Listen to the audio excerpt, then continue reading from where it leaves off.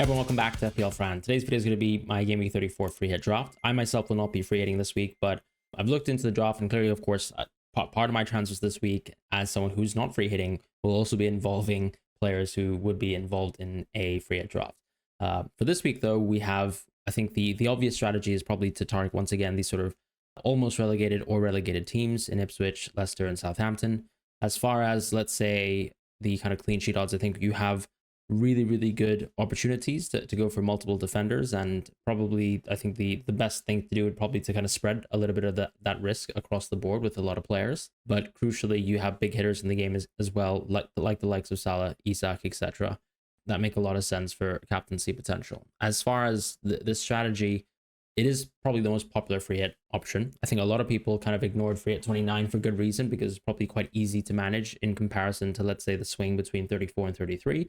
Whether you chose to free at 33 and sort of manage your transfers in a certain direction, or whether you managed it in a different direction and went for a free at 34 is really just up to your own strategy. And so we're at a point where with 3 at 34, I think a lot of people are looking at very homogenous teams. As I said, though, I still think that there's some differentials. I also think this is an opportunity to go for, once again, targeting these bottom half teams. And there's a lot of opportunity to do so this week. So let's just jump into a little bit of the sort of match day odds for this game. So I like to share usually sources from really two different models, market odds, which we always have from Rob T. And the odds this week are, of course, very close when it comes to clean sheets, for example. So we can see that teams like Chelsea, Newcastle, Wolves, Liverpool all have, I would say, the upper end of the clean sheets. Fulham not too far behind. And to be honest, I'll jump into Fulham very quickly, but that's pretty much a reflection of, once again, the benefit of actually playing a home game and, of course, the different quality of teams, right? Liverpool probably having the toughest matchup in terms of, let's say, high clean sheet odds, but then actually an opponent that's somewhat competent in terms of attacking. But, of course, Liverpool defense is that strong. I think you have an opportunity looking at that for someone like Trent. Across the board, though, other defenders that are interesting would probably be Cucurella from Chelsea, maybe the goalkeeper as well, just because the clean sheet odds itself are very high. With Newcastle, I think you can really choose your pick, right? Schär has been someone who's been extremely involved in a lot of goal-scoring opportunities recently. Trippier probably has the historical kind of benefit of the doubt, I suppose, and he also has things like free kicks and set pieces that are a bit of a niche edge.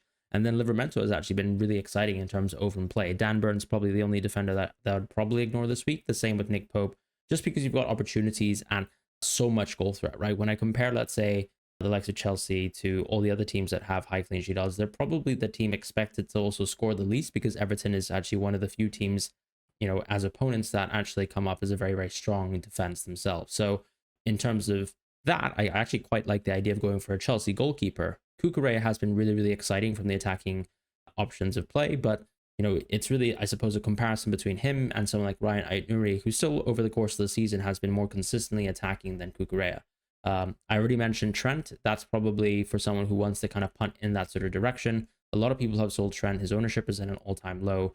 Is he nailed to start necessarily versus Tottenham? I'm not sure, but he's going to have a week of rest after effectively saving this sort of Leicester game.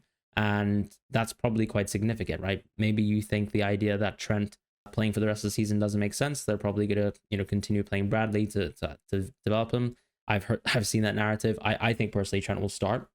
But of course, people can have different opinions. As far as Fulham, yes, of course, their sort of expected goals, as can be seen here, aren't particularly high. But from an attacking defender, Sessegnon is really not an attacking defender. He is right now playing within an attacking position within a trident, right? So I think Sessegnon is probably the most nailed on defender for this draft, as long as he's fit, because we did see that apparently he did have a knock within his match previously. And speaking to a Fulham fan of mine, James, shout out if you're watching this video, but he effectively mentioned that that's just something that we'll have to wait and see with Marco Silva. And Marco Silva has been extremely candid over the course of the season. So I think as long as the relevant Fulham journalists ask the right questions, we should be able to get an understanding of Sessegnon's availability. And because he's been playing quite well recently and showed really good goal threat, very small sample size. And I think this is not indicative of, Sessegnon as a player, but just because the positioning is so good in the short term, I think there's so much guarantees there with Sessegnon being a good pick this week. So that's kind of how I view defense. In terms of offense, clearly you probably want to have a team mostly consolidated from teams that have the higher expected goals. Shocker.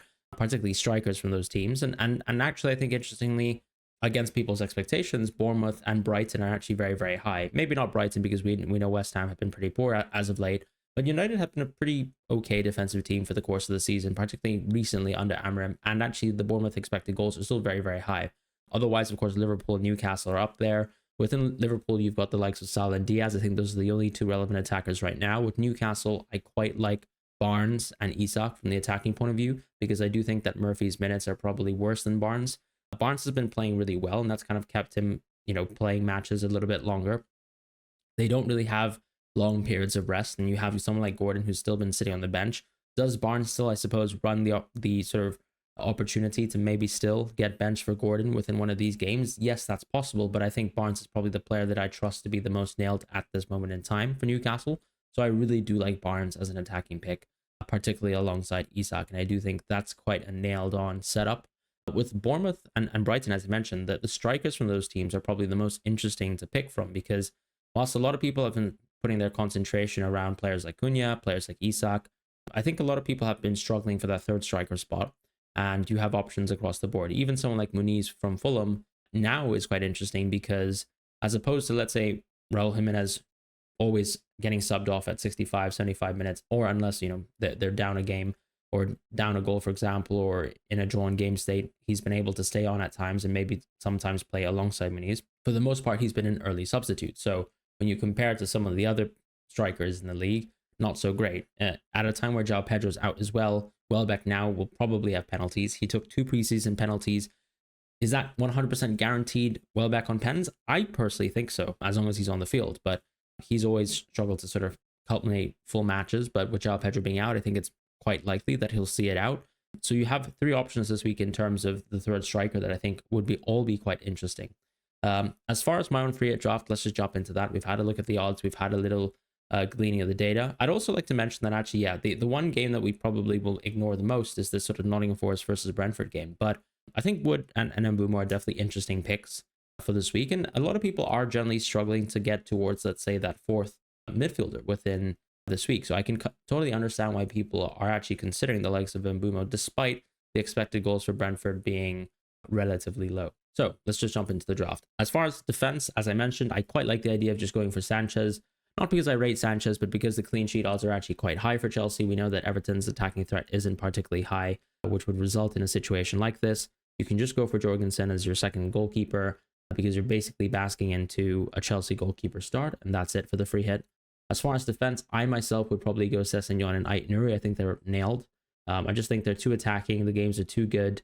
It's too worthwhile of a punt. The Trippier position, as I mentioned, is interesting because, of course, I think anyone who's been watching Newcastle recently can probably say that Trippier has nowhere near the sort of level of attacking threat that he's had in the prior 2 seasons. But at the same time, as I said, he does have those intangibles, and that's quite a nice boost at times that Trippier can benefit from. So I do quite like the idea of going for Trippier. Not to mention, of course, I guess if you think that the game is a little bit more one-sided, the easier I suppose it is for someone like Trippier to roam up the pitch.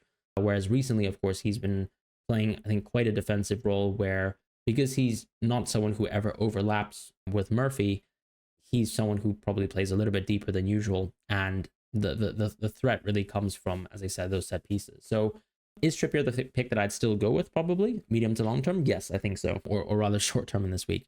Livramento is interesting, as I said, though. If you do really like that sort of open play XGI, Schär clearly has actually been getting most of the goals and assists recently, and that's also an interesting pick. I don't think you can really go wrong with one out of those 3 Newcastle defenders. It also comes down to things like ownership. Schär and Trippier have much less ownership than someone like Livramento. In the midfield, as I mentioned, I really do like the idea of going for Barnes, and specifically Barnes over Murphy. This obviously means that Isak is locked within the forward positions.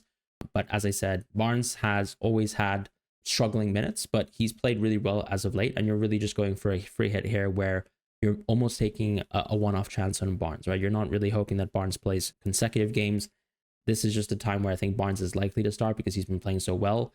He's always had more goal threat as well compared to someone like Jacob Murphy. Jacob Murphy, who did score a brace, of course, recently versus another sort of almost or rather already relegated team that Newcastle sort of helped to support that outcome. But I still think Barnes, just looking at the XGI historically, looking specifically at the XG per 90 historically, Barnes is the better goal threat than Murphy. I would still go for him over Murphy. As far as, let's say, the midfielders, I would still recommend going for the likes of Salah, Palmer, and Mbeumo this week, because I think that their minutes are probably the most nailed and they're the safest picks. At the same time, I can totally understand someone looking at this draft and thinking, there's absolutely no reason I would want to go for Palmer because I've been watching Chelsea play football and they look absolutely diabolical. And I kind of get the sentiment towards that. I think what's interesting is we like to say that some models, for example, some team models are very, very slow to reacting to, poor performance of a team, poor performance of a player. However, we tend to also say that the markets, which, for example, we've seen the numbers with Rob T, for example, and those sort of projected Chelsea numbers, but we tend to look at things like that and say that they react a lot faster compared to models, right? So what's interesting, though, is that the markets still rate Palmer very highly, and independently, of course, in a week like this with a home game, albeit versus a pretty defensive opponent, it's still a really good game for Palmer on paper. And I would personally go with Palmer on the free hit, but I can understand people not wanting to go for Palmer, which is why the first bench comes into play. Kluivert is the player that I would go with definitely in the midfield draft. I can understand people not wanting to go for Palmer. And if you just don't want to go for Palmer, I think you would just go for Kluivert. Other midfielders that I find quite interesting on a week like this might be someone like Iwobi, for example, because I just don't think there's too much depth within Wolves that could be interesting. Bellegarde, of course, still a little bit of a doubt. So I really think you're kind of in a game week where the attacking options are quite slim, and Kluivert's your best bet. If you want to ignore Palmer as well, you can probably have some manual first bench. I don't think that's a problem whatsoever. In the front line, though, I would definitely go with Isak, Cunha, and Welbeck. And Welbeck really just because he's edged out a little bit in terms of the goal scoring odds as well for Brighton. I also think from a sort of ownership point of view, Welbeck is someone who is very, very good on penalties now, has no ownership.